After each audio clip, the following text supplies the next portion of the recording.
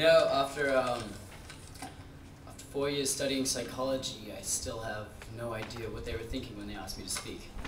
But here goes. I want to congratulate everyone for being here today, whatever part you played. To the relatives, we needed you. We needed your genes.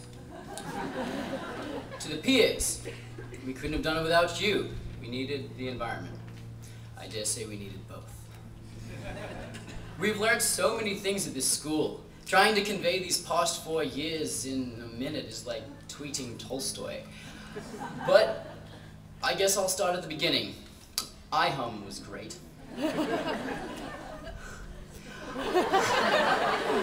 Really, I learned that the humanities' conception of psychology hasn't really advanced since about a century ago. If modern psychology were still stuck in the age of literary psychology, we would all still be secretly attracted to those we shouldn't be. And our unconscious would be a ferocious battleground of passion and repressed yearning. Freud, 1905. Fortunately, the field has come a long way. And yes, the speech has citations. I love psychology because it taught me how to understand myself and others so much better. I felt like I got why people did what they did, and it felt great to have empirical evidence to back it up. What psychology did not teach me, is that most people don't care what the jargon is that labels their everyday behavior. I remember studying for a midterm and my roommate being the perfect material. "Hey, Wyatt, man," he said. "I just can't write this paper. I keep procrastinating." "Oh," I said, "there's this really interesting study that shows..." Not again, man. "No, really, I just keep going to late night cafeteria and chilling with people there. Actually, the food at late night is really good. I wonder why that is. It's so much better than dining hall food. It's weird because they make you pay for it." Cognitive dissonance.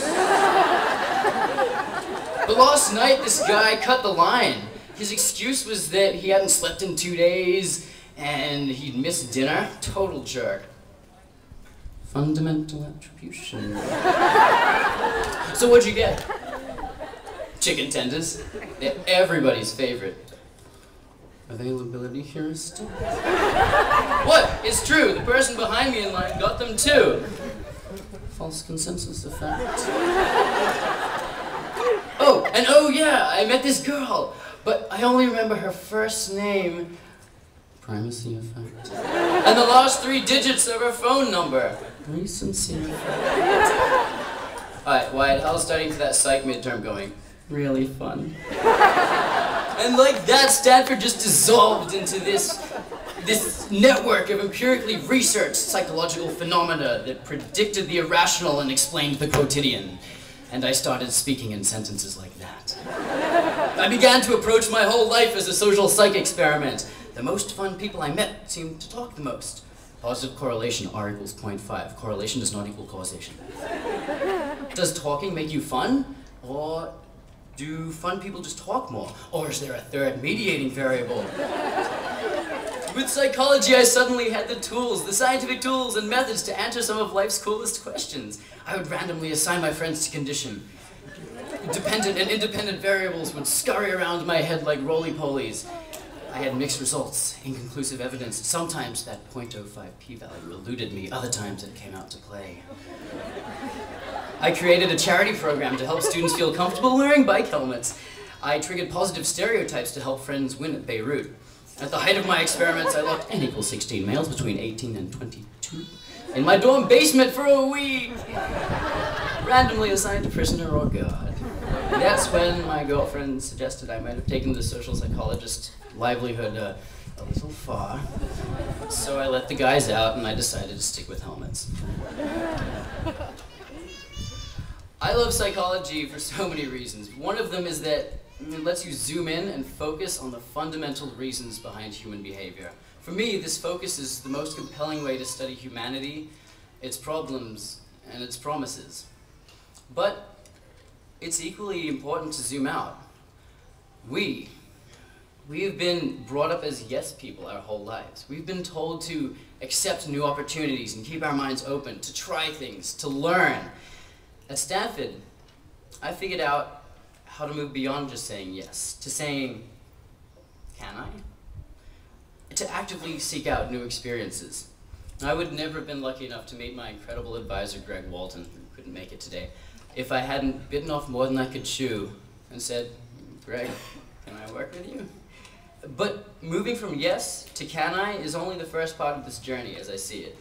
We're about to become full, free agents in this wonderful world. You know, people, real people, endowed with an incredible education and unique opportunities open as a result of it. So now, moving forward, it's not our responsibility to just say yes or can I, but it's our privilege to say, do you want to create new opportunities. We have this, to not only say yes to opportunities and can we join others, but to create new ones and offer them to others.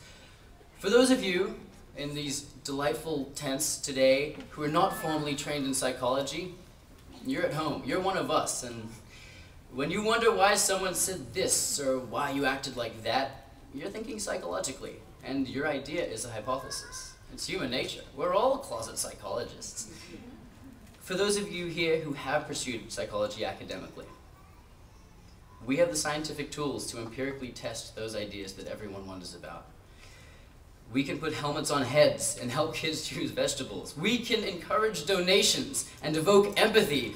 We can rebut the I-Hum kids' Freudian thesis and explain why late-night chicken tenders are delicious. We can dig for answers, and we can change the world. So, do you want to?